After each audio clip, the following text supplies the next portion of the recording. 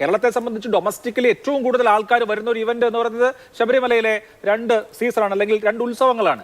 അപ്പൊ അത് ഏത് സർക്കാർ ഭരിച്ചോട്ടെ, വിശ്വാസമുള്ള സർക്കാർ ഭരിച്ചാലും വിശ്വാസമില്ലാത്ത സർക്കാർ ഭരിച്ചാലും അവരെ സംബന്ധിച്ച് അവരുടെ ഡ്യൂട്ടിയാണ് അവർക്ക് ഇൻഫ്രാസ്ട്രക്ചർ പ്രൊവൈഡ് ചെയ്യുക, ഫെസിലിറ്റീസ് കൊടുക്കുക തുടങ്ങിയ കാര്യങ്ങൾ. അത് സ്വാഭാവികമായും ആലോചിക്കും. ഇതിനെ വിശ്വാസവുമായി കൂട്ടി കണക്ട് ചെയ്ത് ഒരു പൊളിറ്റിക്കൽ നറേറ്റീവ് ഉണ്ടാക്കേണ്ട കാര്യമുണ്ട്. ഇതിനെ എന്തുകൊണ്ട് ഈ നടത്തുന്ന പ്രക്രിയ അഡ്മിനിസ്ട്രേറ്റീവായ ഒരു കാര്യമായി കാണുന്നില്ല? നോക്കൂ, ശബരിമലയിലെ അടിസ്ഥാന സൗകര്യ വികസനം നടത്തുക എന്ന് പറയുന്നത് തിരുവിതാംകൂർ ദേവസ്വം ബോർഡിന്റെ 75ാം വാർഷികം പ്രമാണിച്ച് നടത്തേണ്ട ഒരു മെഗാ ഇവന്റ് അല്ല.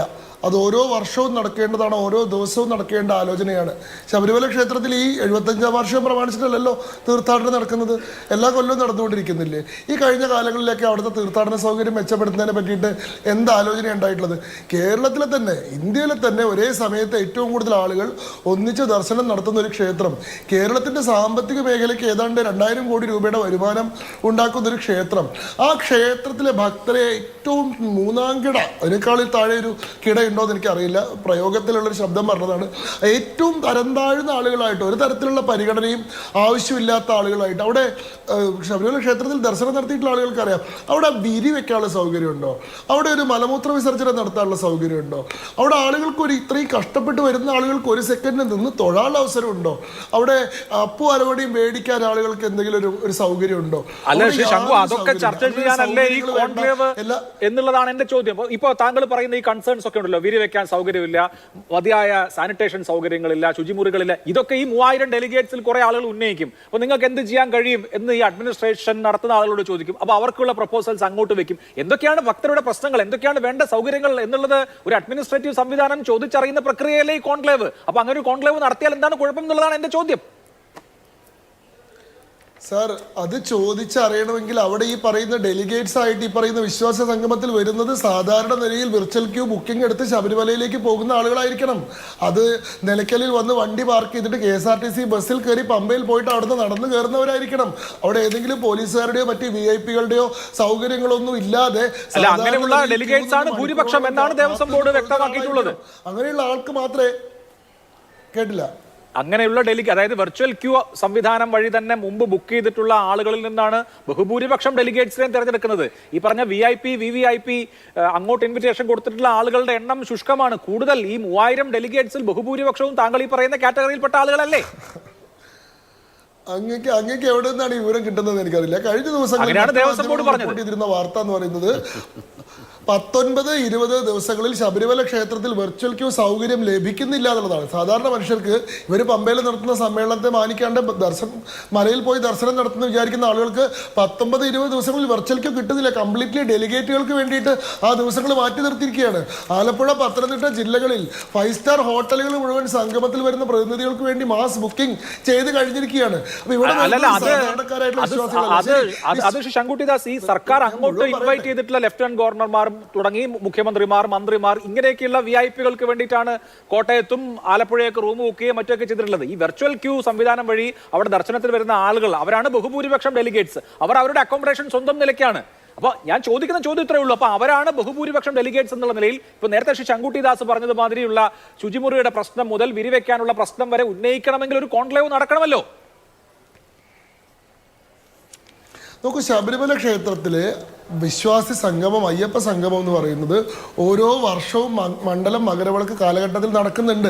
ആ കാലഘട്ടങ്ങളിലൊന്നും ഇതുമായി ബന്ധപ്പെട്ട് എന്തെങ്കിലും അവർക്ക് സൗകര്യം ചെയ്തു കൊടുക്കുന്നു എന്ന് മാത്രമല്ല, അവിടെ ഉള്ള സൗകര്യങ്ങൾ കൂടി പിൻവലിച്ചിട്ടുള്ള സർക്കാരാണിത്. അതായത് അവിടെ സന്നദ്ധ സംഘടനകൾ കൊടുത്തിരുന്ന അന്നദാനം വേണ്ടെന്ന് വെച്ചിട്ട് പകരം ഈ പറയുന്ന ലേലത്തിന് ടെൻഡർ പിടിച്ചു കിടത്തുന്ന ഹോട്ടലുകൾക്ക് കച്ചവടം ഉണ്ടാക്കി കൊടുക്കാൻ വേണ്ടി അയ്യപ്പ സേവാ സംഘം ഉൾപ്പെടെ നടത്തിയിരുന്ന സൗജന്യ അന്നദാനം വേണ്ടെന്ന് വെപ്പിച്ചിട്ടുള്ള ആളുകളാണ്. അവിടെ നിലനിൽക്കുന്ന സൗകര്യങ്ങൾ പോലും പരിമിതപ്പെടുത്തിക്കൊണ്ടിരിക്കുക. അങ്ങനെയുള്ള ആളുകൾ ഈ തെരഞ്ഞെടുപ്പ് കാലത്ത് ഈ പറയുന്ന VIP ഡെലിഗേറ്റുകളെ പങ്കെടുപ്പിച്ചുകൊണ്ട് സമ്മേളനം നടത്തുന്നത് ശബരിമല ക്ഷേത്രത്തിന്റെ വികസനവുമായി ബന്ധപ്പെട്ടിട്ടാണെന്ന് കരുതാൻ പ്രയാസമുണ്ട്. അത് മറ്റൊരു രീതിയിൽ സർക്കാരിലേക്കോ അല്ലെങ്കിൽ തിരുവിതാംകൂർ ദേവസ്വം ബോർഡിലേക്കോ ഫണ്ട് സമാഹരിക്കുന്നതിന് വേണ്ടി ചെയ്യുന്നതാണ്.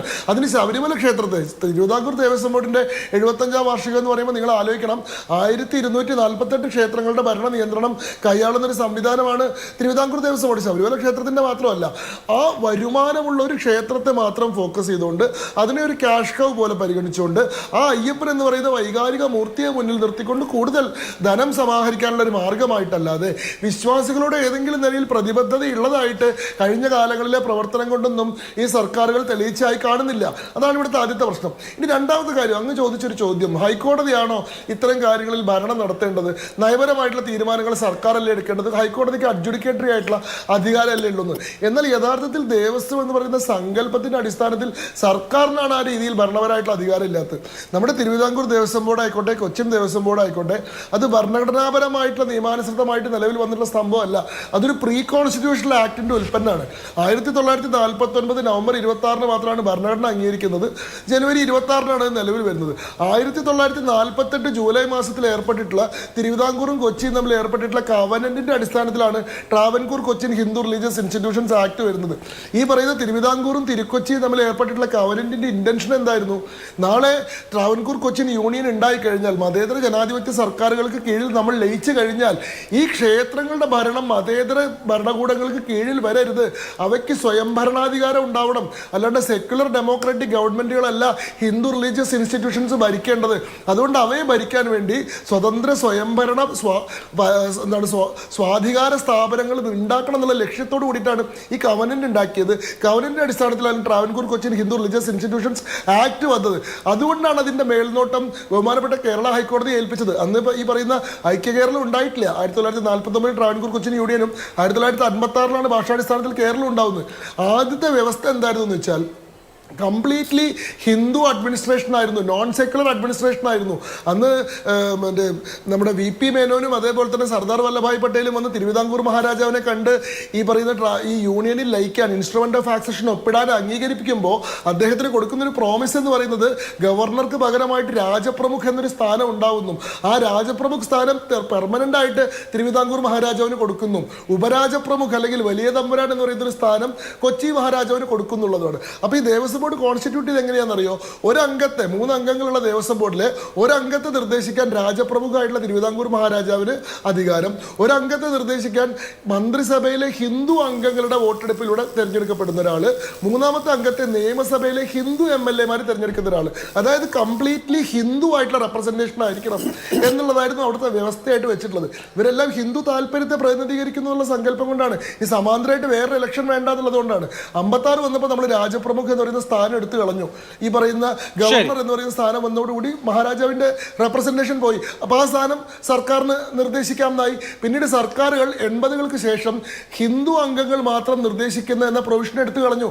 മന്ത്രിസഭയുടെ കൂട്ടുത്തരവാദിത്തമാണ്, മന്ത്രിസഭയ്ക്ക് കൂട്ടായി തീരുമാനിക്കാം, അതിൽ ഹിന്ദു അംഗങ്ങൾക്ക് സ്പെഷ്യൽ റൈറ്റ്സ് വേണ്ട എന്ന അമെന്റ്മെന്റിലൂടെ തീരുമാനിച്ചു. അവസാനത്തെ ഇത് മാത്രമാണ് നിയമസഭയിലുള്ള ഹിന്ദു അംഗങ്ങൾ എന്നുള്ളത്.